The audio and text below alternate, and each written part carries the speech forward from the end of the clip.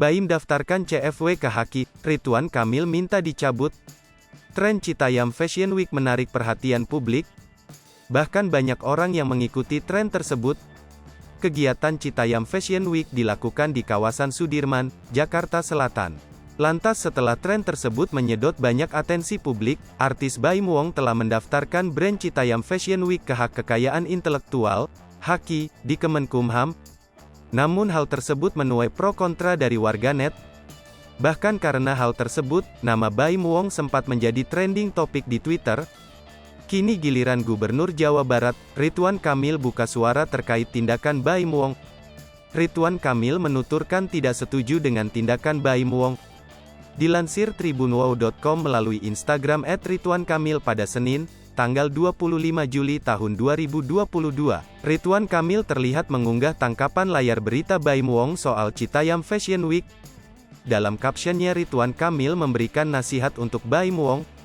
Lebih lanjut Ridwan Kamil meminta Baim Wong mencabut pendaftaran HAKI ke Kemenkumham.